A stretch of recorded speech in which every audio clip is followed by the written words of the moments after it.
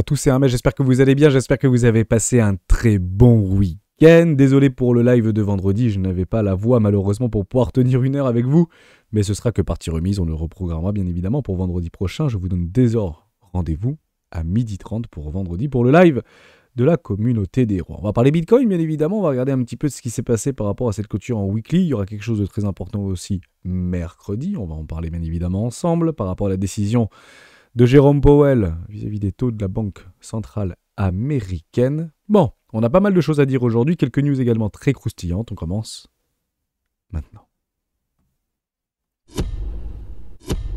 Avant de commencer, je vous invite toujours à rejoindre le Discord des rois du marché. Vous trouverez le lien dans la description. À l'intérieur, une documentation qui s'appelle la stratégie des 4 rois. N'hésitez pas à l'utiliser, vous en imprégner, vous en inspirer pour vous aussi trouver votre propre style d'investissement, que ce soit sur le court, moyen, long terme, voire très long terme, cryptoactifs, marché traditionnel, ça fonctionne extrêmement bien. Plutôt du côté des valeurs technologiques qui se comportent un petit peu comme les crypto-monnaies, ou si ce n'est pas les crypto-monnaies, qui se comportent un petit peu comme des valeurs technologiques. Si vous allez beaucoup plus loin, vous avez l'académie qui est ouverte depuis septembre maintenant, on est plus d'une centaine à l'avoir rejoint.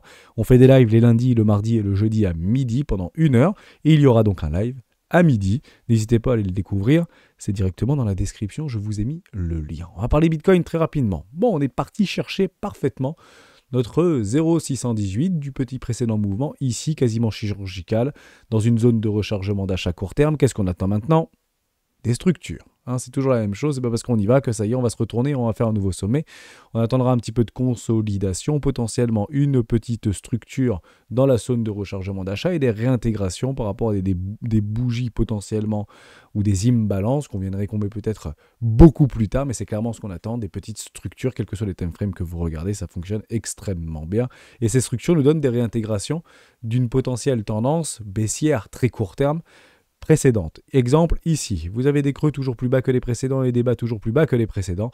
Et ici, on a toujours un bas plus bas que le précédent, évidemment, ou un high plus bas que le précédent, pardon. Donc l'objectif de ce trend, c'est tout simplement de faire un nouveau plus bas. Et l'objectif, c'est de leur tourner en réalité, à faire des sommets toujours plus hauts que les précédents.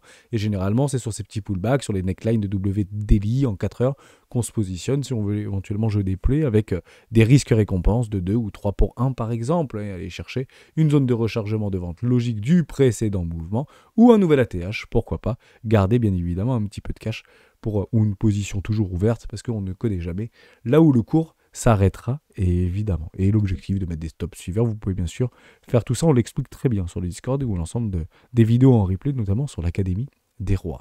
Bon, on a une bougie de contrôle, notamment au weekly, on va la regarder, cette bougie de contrôle, elle est juste ici. Dès lors, on peut partir du principe qu'il y ait potentiellement un range provisoire qui va se mettre en place.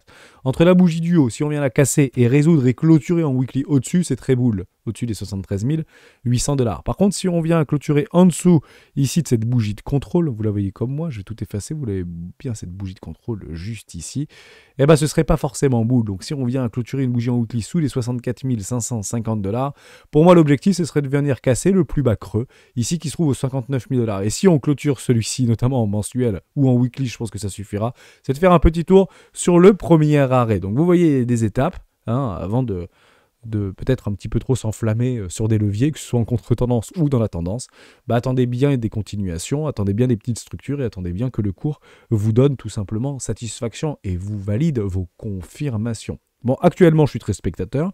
Moi, personnellement, je fais strictement rien, mais il y a un range qui se met en place doucement. On peut y rester quelques jours. Tout sera bien évidemment encore une fois catalysé par rapport aux ETF au compte en Bitcoin, si on continue ou pas à accumuler plus d'1 milliard de dollars par jour. Bon, il semblerait qu'il y ait une petite dégradation au niveau de cette influence sur le ETF au compte en Bitcoin, puisqu'on ne fait pas des 1 milliard, mais on divise par 10 maintenant. Si on passe dans le rouge, je pense qu'honnêtement, on verrait du rouge et on y verra sur le cours du rouge. Voilà, pas plus de choses à dire côté Bitcoin. On peut regarder un petit truc qui est extrêmement intéressant pour donner un petit peu d'adrénaline. On peut passer en mensuel. On l'avait tracé il y a extrêmement longtemps. Je vous montre ici par rapport à notre RSI en 14 périodes, par rapport à un objectif peut-être de RSI vis-à-vis d'une force du mouvement. Bon, on y est encore relativement éloigné par rapport à cette trendline. On était parti de la chercher 1 fois, 2 fois, 3 fois, 4 fois. On peut très bien aller la chercher une 4e ou une 5e fois et peut-être nous donner un potentiel top d'un cycle, comme il existe plusieurs maintenant et qu'on les reconnaît tous les 4 ans et qui est catalysé par rapport à l'halving. Bon, actuellement on y est quand même relativement éloigné, on pourrait très bien envoyer Bitcoin à 200 000 $, qui ne viendrait probablement pas chercher encore cette trendline. Donc On peut regarder et rester vigilant, surtout rester confiant par rapport à ce qui nous est présenté actuellement. Donc je reste foncièrement haussier, extrêmement bull sur ce marché, et c'est pas parce qu'on arrive éventuellement dans des phases plus baissières à venir casser ces 50, là où on aura des bonnes zones de rechargement dans une peur extrême, que je resterai bien évidemment bull, puisque ce marché l'a toujours été, et ce, depuis sa création. On fait un petit tour du côté d'Ethereum. C'est des choses qui sont extrêmement intéressantes, notamment celui-ci. Bah oui, parce que ça a pingé, donc je vais vous en parler. Où est-ce que c'était mon truc au niveau de... Ah bah il est là. Allez, je vous remets ici en weekly. Je ne sais pas si vous vous en souvenez, mais pendant la crise bancaire, par rapport à la chute de Silicon Valley Bank, etc., de mars 2023, voilà, juste ici, on avait décidé de prendre un big long, que ce soit sur Bitcoin ou que ce soit sur Ethereum. Eh bien, bienvenue, je suis sorti, tout simplement, de ce big long au niveau d'Ethereum. On l'avait pris ensemble, on avait réussi à rentrer une fois, donc on avait décortiqué notre position en 4 parties, 1, 2, 3, et éventuellement aller chercher toute la liquidité qui était en attente sous les précédents lots juste là, sans pour autant casser en fait les précédents plus bas, puisque honnêtement c'était parti relativement bas, mais ça peut toujours partir plus bas, mais il fallait vraiment qu'il y ait un catalyseur beaucoup plus présent pour aller casser ces lots-là. Il y avait déjà eu des arrachements haussiers, donc on l'avait éventuellement joué. On n'était pas à l'abri d'une réplique par rapport à un Black Swan potentiel. On l'a d'ailleurs eu ici, ça a très très vite été racheté. On a réussi à rentrer sur 2 positions. TP numéro 1, TP numéro 2 et Big TP Exit 80, voire 90. Il me reste un peu moins de 10% de ma position sur Ethereum. Bah, ça fait une belle petite avancée quand même, hein, un petit 160, 180. Je trouve ça plutôt pas mal par rapport à ce long, avec levier qu'on avait pris ensemble, évidemment, mais qui correspondait à peu près à 1% du capital trading, capital global, si vous voulez. Bon, voilà, je suis très content de l'observer. Maintenant, on a exactement la même chose au niveau d'Ethereum. On avait cette petite bougie de contrôle ici, donc on en avait même juste avant. On peut peut-être la prendre comme ça, très proche d'une première arrêt par rapport à une confluence. Donc si on casse ici les 3200$, je vous le dis franchement, c'est bear, et on irait très probablement chercher une zone de rechargement d'achat moyen terme, court terme, ici pour éventuellement aller chercher toute la liquidité qui s'y trouve, mais le momentum est extrêmement haussier, donc pour l'instant c'est haussier. L'objectif quand c'est haussier, c'est de faire quoi? Bah, un nouveau plus haut, tout simplement, et potentiellement aller chercher de nouveaux ATH. Pourquoi pas avant les acceptations du mois de mai, vis-à-vis des ETF, pas ETF, mais des ETF au comptant du côté de Ethereum. On va en parler ensemble parce qu'il y a quelques petites news qui sont intéressantes, et notamment quelques analystes qui nous proposent leur vision vis-à-vis de ces acceptations ou non de cet ETF au comptant Bitcoin. On en parlera en fin de vidéo. J'aimerais juste vous montrer quelque chose au niveau d'une représentation émotionnelle et psychologique que je suis pas mal et qu'on suivait il y a quelques années en arrière par rapport à des divergences, notamment sur Grayscale, GBTC, qui est en train de se faire un petit peu malmener par rapport à des sorties massives du côté de ces outflows par rapport à au Bitcoin qu'il possède. On avait regardé en fait des divergences qui pouvaient se mettre en place. Je vous montre comme suit, et on peut faire exactement la même chose du côté de la capitalisation des stablecoins. Je vous le montre ici, regardez. Vous voyez là qu'on fait un nouveau sommet, et on va chercher en fait un nouveau plus haut, et on diverge par rapport à GBTC. Je trouve ça assez représentatif et assez sympathique. Pourquoi on utilisait en fait cette représentation-là? Pour la simple et bonne raison que GBTC était un circuit d'investissement et de spéculation pour les institutionnels. Donc vous voyez que Bitcoin juste avant avait fait un nouveau plus haut, mais ici GBTC ne fait pas de nouveau plus haut. Dès lors, on pouvait partir du principe que des gros portefeuilles se mettaient en place de distribution ici. Et cette divergence a parfaitement été validée, tout simplement, et on est rentré en bear market. On peut faire exactement le même travail, mais cette fois-ci sur les stablecoins. Vous le voyez ici, on avait un top au niveau du Bitcoin, et on avait un ATH du top par rapport à Bitcoin générationnel. Et ici, vous voyez que vous avez une divergence. Et on pourrait reproduire exactement cette même divergence. Partons du principe que nous sommes actuellement sur un top, peut-être générationnel de Bitcoin. J'en doute, je pense qu'on peut encore aller chercher beaucoup plus bas.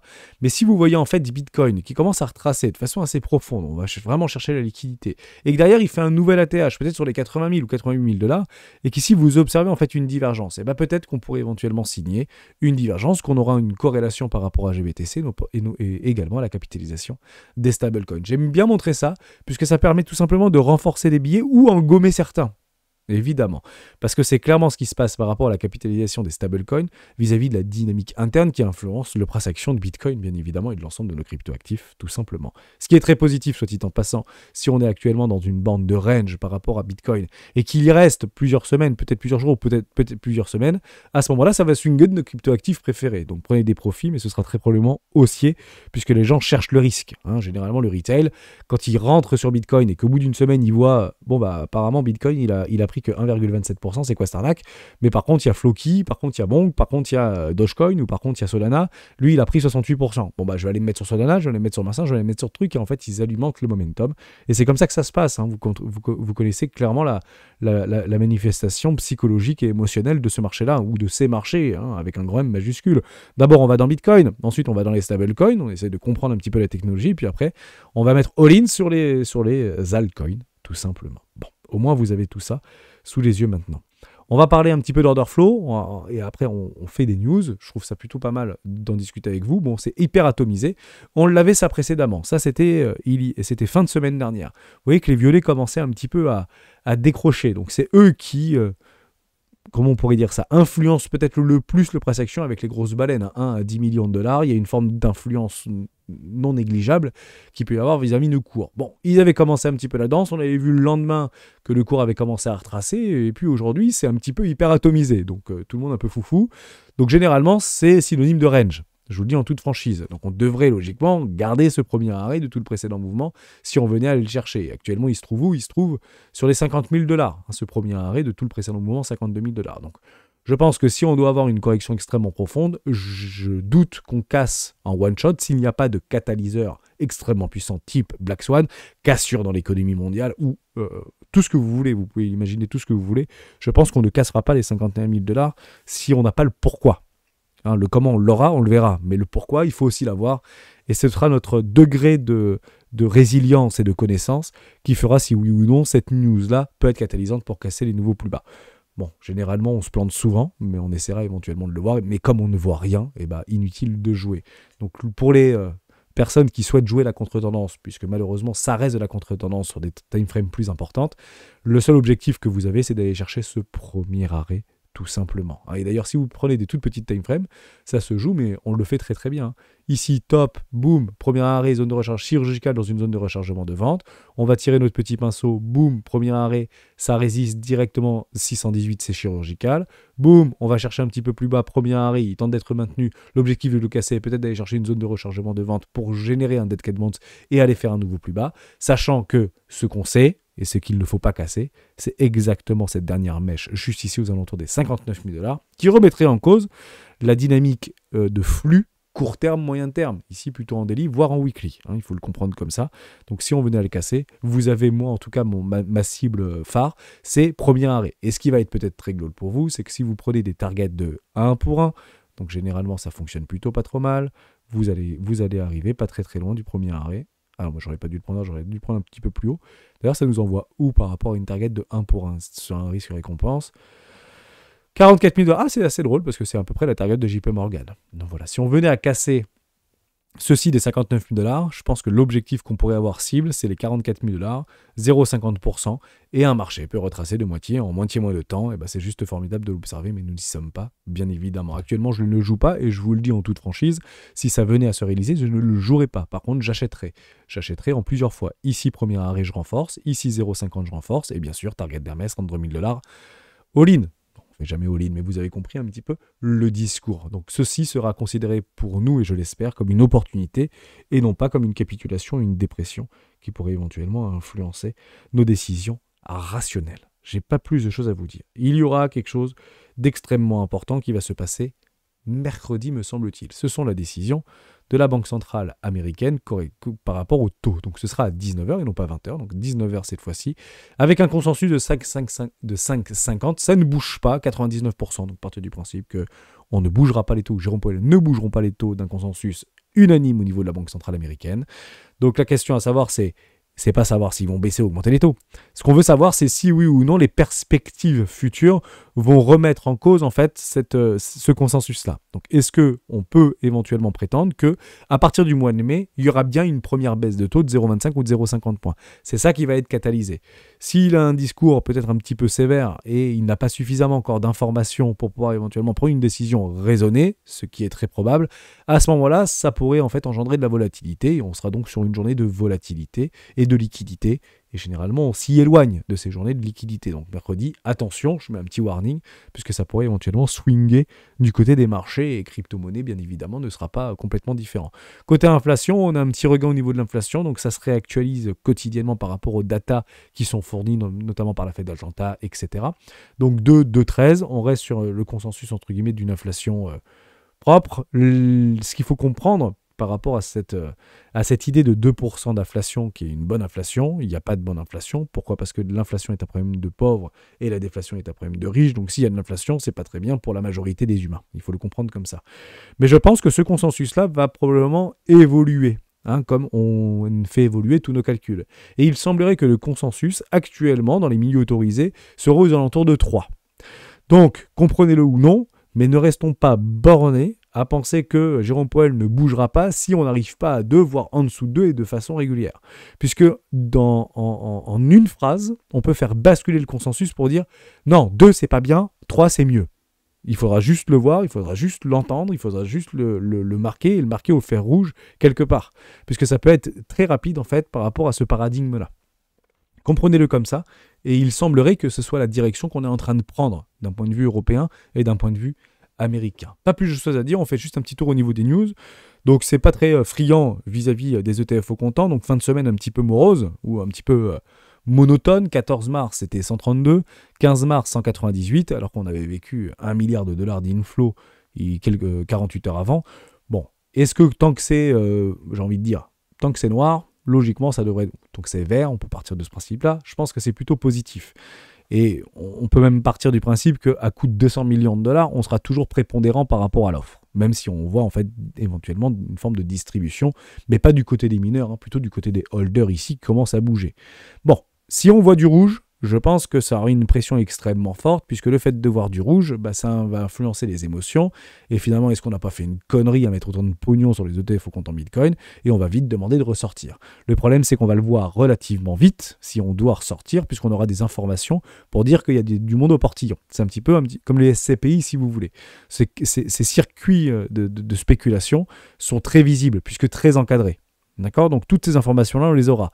Donc, éventuellement, n'attendons pas de voir du rouge pour dire apparemment c'est rouge. Non, on va le voir avant même que ce soit rouge. S'il commence à avoir des ordres en attente et de les faire passer en fait en priorité. Et plus vous voulez les faire passer en priorité, généralement plus vous avez des frais, vous connaissez un petit peu la musique, mais vous comprenez très bien que cette polarisation, cette polarité entre c'est ultra bull, c'est ultra bull, c'est ultra bull et c'est ultra vert, c'est ultra vert, c'est ultra vert, ça peut se faire en un claquement de doigts. Il faut le comprendre comme ça, ce sont les émotions humaines. L'objectif, c'est pas de les prédire, l'objectif, c'est pas de les anticiper. Ce serait une bêtise de les anticiper, parce que les anticiper, c'est d'être contre-tendance. Mais il faut juste, en fait, avoir une oreille relativement bien ouverte pour écouter ça, et pour entendre ça, tout simplement. Donc, ne restons pas bornés, bien évidemment, à nos convictions, et tomber amoureux de notre Bitcoin préféré, puisqu'il pourrait très bien se voir se dégrader. On continue avec ceci. Je trouvais ça extrêmement intéressant parce qu'on parle beaucoup de BlackRock, on parle beaucoup de ARK, on parle beaucoup de Fidelity et on parle un peu moins de Vanguard. Bon, Vanguard dit non aux ETF et son patron qui démissionne. Bon, je ne sais pas si vous êtes au courant des histoires. Moi, personnellement, je ne m'y suis pas particulièrement intéressé, mais ça ne pardonne pas sur ces fonds d'investissement et ces hedge funds colossaux. Quand vous loupez quelque chose, généralement, c'est votre tête qui tombe. Donc, c'est facile de couper la tête à un PDG. Donc, je ne sais pas s'il prend sa retraite ou je ne sais pas si finalement c'est de bonne guerre ou ce que vous voulez. Mais bon, rien n'arrive par hasard, bien évidemment. Donc, certes, Tim Buckley a été clair sur le fait que Vanguard n'offrira pas des ETF au comptant à ses clients et n'a pas l'intention de changer d'avis à ce propos. Malgré cette déclaration, ce changement est envisageable parce que Tim Buckley s'apprête à quitter son poste de PDG. Donc, peut-être que on est en train de préparer le terrain, si vous voulez, côté Vanguard. Et puis, vous avez Double Up de BlackRock qui pourrait éventuellement s'intensifier du côté des ETF au comptant Bitcoin. Évidemment, il faut comprendre que ces circuits d'investissement du côté des ETF ont été validés par JP Morgan, notamment via Jamie Dimon, alors qu'il est anti-crypto, Bitcoin c'est de l'arnaque, c'est pour les... Oui, mais ses clients peuvent éventuellement spéculer directement via l'ETF au comptant de BlackRock sur les ETF. Donc, honnêtement, je ne suis pas dans leur tête et je ne prétends pas l'être, mais il aurait peut-être pu ouvrir un demi-robinet pour pouvoir éventuellement, avec un gros disclaimer, avec un papier signé de ses clients, etc., Vous savez, comme il était très régulier, je ne sais pas si c'est encore le cas, vous me le mettrez dans les commentaires, soit dit en passant, si votre banque vous fait encore signer des papiers, si vous voulez mettre quelques euros, quelques centaines de dollars ou milliers de dollars sur Swissborg, sur Bitpanda ou sur Binance ou sur BitGet, je ne sais pas trop quoi, est-ce que votre banque vous oblige, quand vous faites des virements, à signer une décharge, voire vous ferme votre compte? Mais logiquement, c'est un petit peu moins ça, puisque aujourd'hui, la plupart des échangeurs sont PSAN, et donc ils n'ont plus le droit, bien évidemment. Par contre, ils se couvrent, hein. Je le comprends complètement. Mais dites-moi dans les commentaires si récemment vous avez eu peut-être un appel de votre conseiller ou une décharge à signer, un mail éventuellement à envoyer à votre conseiller bancaire si vous vouliez mettre éventuellement un virement en place. Je parle ici aux nouveaux venus qui nous rejoignent évidemment quotidiennement. Ça, c'était la première chose côté Vanguard. Donc il va s'en aller. Dès lors, ça va très probablement changer et plus vite qu'on ne le pense. Je continue avec ça. Quand vous regardez ce logo-là, ça me fait toujours... J'aime beaucoup le faire, prendre du recul et regarder un petit peu la représentation et ces idées reçues qu'on peut avoir par rapport à une société X ou Y. Quand vous regardez ce logo, Vanguard, qui a déjà été refait plusieurs fois, soit dit en passant, et que vous regardez le bateau, vous comprenez bien que ça donne une idée d'ancienneté, de résilience, d'expérience. Est-ce que vous savez quand est-ce que Vanguard a été créé? Je vous donne un indice, ça a été créé par des anciens salariés de Lehman Brothers, soit dit en passant. Ça a été créé en 1975.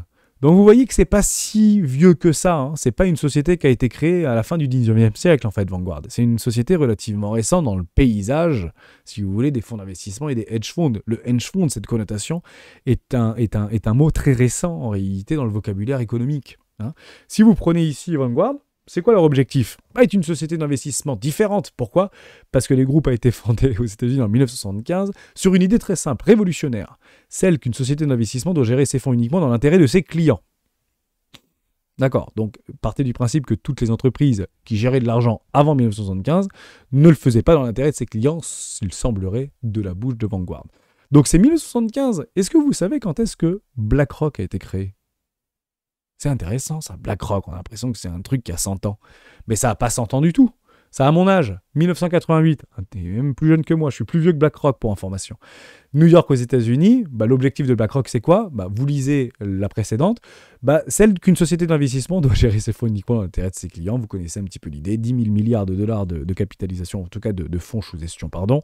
Et non, c'est pas l'argent de BlackRock, c'est bien l'argent des investisseurs qui font confiance aujourd'hui à BlackRock. Et c'est très très important, qui sont d'ailleurs des anciens également de Lehman Brothers. Pour information, du côté de BlackRock, vous voyez, ça change beaucoup et les pions changent tout simplement de bateau et de navire. J'aime bien vous montrer ça pour la simple et bonne raison que la plupart, que la grosse fortune de ces fonds d'investissement, BlackRock, Vanguard, Fidelity, ARK Invest, etc., est-ce que vous savez en fait d'où viennent cette fortune colossale? Comment ils ont réussi à capter autant, et je dis bien autant d'argent en un minimum de temps? On parle d'ici en une trentaine d'années. On peut presque parler ici dans une vingtaine d'années, de partir de 0 à 10 000 milliards de dollars de fonds sous gestion. C'est en fait l'émergence des ETF. Voilà, la création des ETF a propulsé ces fonds d'investissement dans la stratosphère. Si vous prenez en fait ces boîtes-là avant, c'était nul, ça valait rien et on restait chez notre banquier. Parce que peu d'expérience, peu d'historique, donc peu de confiance. Quand les ETF et les circuits d'investissement des ETF ont été mis en place, ce sont les premiers à l'avoir pris pleinement dans les mains. Et on en fait tout simplement leur business économique. Dès lors, si je vous dis ça, partez du principe que si BlackRock met en place des initiatives pour avoir un ETF au comptant Ethereum, ça doit nous faire réfléchir. Et ça doit agir dans le sens où, en réalité, ces ETF-là, pour eux, c'est de la poule aux œufs d'or. Donc évidemment qu'ils mettraient tout leur poids possible imaginable pour évidemment faire passer ces ETF au comptant Ethereum, quoi qu'on en dise et quoi que les analystes en disent. Il faut vraiment le comprendre comme ça. Ça représente 99% de leurs revenus, en fait, ces ETF-là. Et leurs produits, ce qu'on appelle des produits structurés, tout simplement. Très réglementés, structurés et tutti quanti. Bon, ça aussi, je voulais vous en parler. Je finirai là-dessus, je trouvais ça sympa. Voilà, encore deux petites news. L'anti-Bitcoin Peter Schiff commence un peu à retourner sa veste. J'adore lire ce type de choses, puisque je pense que c'est de la foutaise. Bien sûr, j'ai été idiot, je suis pas idiot et je regrette. Je revois assis dans mon bureau avec ce gars qui vient me parler de Bitcoin et me demande s'il achetait un petit peu à l'époque. Je me rappelle, c'était en 2010, je ne sais plus si c'était $1 ou un peu moins $1, un peu plus $1. Et je me suis dit, est-ce que je vais mettre 10 000 ou 50 000 $? Et puis j'ai dit, non, tout ça est ridicule et je suis passé à autre chose. Alors, on s'en fiche de savoir si c'est vrai ou si c'est faux. peut partir du principe qu'il y a peu de chances que ce soit vrai, comme vous pouvez bien sûr l'imaginer. Bon, mais imaginons que ce soit vrai. Imaginons qu'il y a quelqu'un qui est venu le voir dans son bureau, une connaissance, et qui lui dit « investis dans le Bitcoin ». Et qu'il a dit non. Est-ce qu'il a eu raison de dire non? Mais bien évidemment qu'il a réussi de dire non. Est-ce que vous pensez qu'en 2010, vous pouviez en fait acheter avec votre carte bancaire du Bitcoin via Binance? Ça n'existait pas. Il fallait passer par des trucs assez obscurs, si vous voulez. Ces gens-là, ils n'ont qu'une seule obsession, c'est protéger leur patrimoine. C'est pas de le multiplier par 30 ou par 100. Donc regretter aujourd'hui sur une décision rationnelle, bah, je trouve ça parfaitement louable. Aujourd'hui, les canaux et la possibilité d'acheter et de s'exposer sur les cryptoactifs, c'est beaucoup plus simple qu'encore en 2019. Et c'est encore plus simple qu'en 2015. Et c'est encore plus simple qu'en 2010, soit dit en passant. Partez du principe là. Et il faut en fait qu'il y ait une fluidification et un cadre juridique pour accompagner un maximum de monde et de propulser cette adoption-là. Voilà, tout simplement. Je pense que c'était assez important de remettre les choses dans leur contexte, puisque quand on vous explique que j'y étais en 2010 ou j'y étais en 2012, j'aurais dû le faire, j'aurais pas dû le faire, partez du principe que vous n'avez rien à regretter, pour la simple et bonne raison que même si vous y étiez concerné, c'était extrêmement difficile de pouvoir s'en procurer. Tout simplement. Et il fallait avoir une forte vision, si vous voulez. Et ces opportunités-là d'une vie bah, se créent toujours, bien sûr, dans le déni et dans l'obscurité la plus totale. C'est jamais différent. L'ETF Ethereum Spot seront-ils approuvés en mai? 6 analystes ont révélé leurs prévisions. J'aurais dû le mettre juste avant, mais partez du principe que ceci c'est important. Parce que ça permet de renforcer mon billet par rapport à ces acceptations. Même si on l'a vu précédemment, si vous étiez là la semaine dernière, où on est passé à 30% à peu près de potentialité pour valider ces ETF au comptant Bitcoin. Donc l'obstacle, ce serait éventuellement juridique, bien que, je mets un petit peu mon opinion personnelle, mais vous allez comprendre que c'est très facile en fait de faire des ramifications de discours, tout simplement. Bien que la SEC ait classé de nombreuses autres pièces populaires comme titres, elle s'est montrée incohérente en ce qui concerne l'ETH. Gensler a déclaré à un hedge fund en 2018 que l'ETH n'était pas un titre, mais c'est abstenu de prendre position lors d'une audience du Congrès l'année dernière.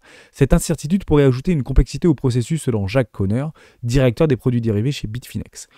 Bon, je vous le fais c'est clairement mon opinion personnelle. Est-ce que vous... Essayons de réfléchir une seconde à pourquoi Gary Gensler a toujours été aussi obscur, évasif. Pas par rapport à l'ensemble de nos cryptoactifs préférés, mais à Ethereum. Parce que ça fait déjà, je pense, plusieurs années que ces fonds d'investissement, en commençant par BlackRock, sont en train de préparer le terrain. Et c'est pas nouveau. On l'a lu, on l'a vu dans un discours officiel du comité de direction de BlackRock, qui a dit que ça fait des années qu'ils préparaient ça. Donc ça fait probablement depuis toujours, j'ai presque envie de dire, depuis que crypto est rentré dans l'idée, en fait, je pense que c'est 2016-2017 à peu près où ça commençait à intéresser tout ça. Et d'ores et déjà, il y a des cellules qui se mettent en ordre et qui s'organisent pour pouvoir préparer le terrain dans les 5, 7, 10 prochaines années. Et dès aujourd'hui, il y a des choses qui sont déjà en train de se mettre en place du côté notamment des actifs numériques ou tout autre. Hein. Ça peut être l'intelligence artificielle, ça peut être tout ce que vous voulez. Donc ça permet en fait de renforcer ces billets pour dire que la décision, elle ne se fait pas en un jour. La décision, elle a probablement déjà été prise. Le seul truc qu'on ne peut pas en fait acter, c'est le timing. Donc la question à savoir, c'est est-ce que BlackRock aura une pression suffisante pour pouvoir faire accepter les ETF au comptant Ethereum?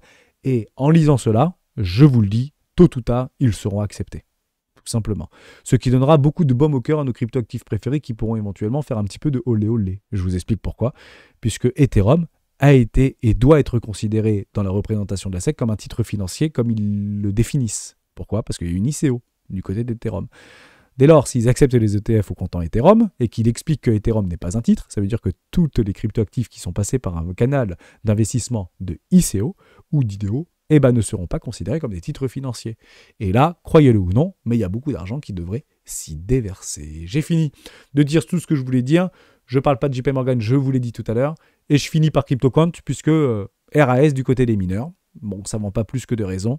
Donc pour moi, on reste bien évidemment dans un range. On va continuer un petit peu à latéraliser.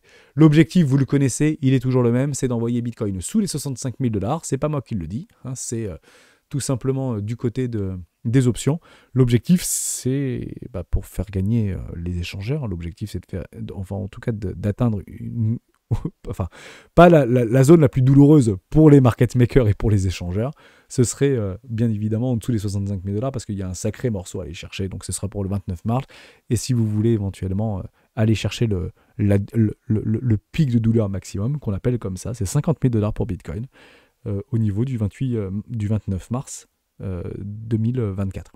Je potentiellement le jouerai, même si un petit peu tard sur un ratio de 1 pour 1, si j'ai des confirmations du côté des ETF au compte en Bitcoin qui deviennent dans le rouge, tout simplement. Si je vois des sorties et que Vanguard et que BlackRock, voire d'autres, passent quasiment à zéro et il y a une prépondérance, une continuation de fuite au niveau de ces ETF, je pense qu'on sera prêt pour aller chercher une bonne petite correction de 30%. Actuellement, je ne le vois pas. Si je ne le vois pas, inutile de jouer. Je ne joue jamais la contre-tendance dans la prédictive, je la joue que sur confirmation. Malheureusement, on gagne moins. Mais on gagne plus, tout simplement. On gagne plus de fois, de façon plus récurrente, même si on gagne moins en termes de performance ou de risque-récompense, tout simplement. J'espère que je vous ai aidé. J'espère que je vous ai appris quelque chose. Je vous donne juste une petite piste de réflexion et vous allez éventuellement avoir encore une fois un petit peu d'adrénaline. C'est du côté des anticipations de bénéfices par rapport aux entreprises américaines. Alors oui, il y a principalement les GAFAM et les 7 magiques qui y sont concernés. Mais regardez-le parce que j'avais eu un petit doute il y a quelques semaines en arrière. On était descendu à 2,17 en termes alors c'est un ratio TTM par rapport à des estimations de bénéfices et des anticipations de bénéfices sur les mois à venir du côté des entreprises du S&P 500. On est passé de 217 à 251 en perspective de croissance et de bénéfices des entreprises américaines pour 2025. Donc il semblerait que le crack de tous les temps n'est clairement pas dans le consensus et des estimations par rapport à Wall Street. Ciao.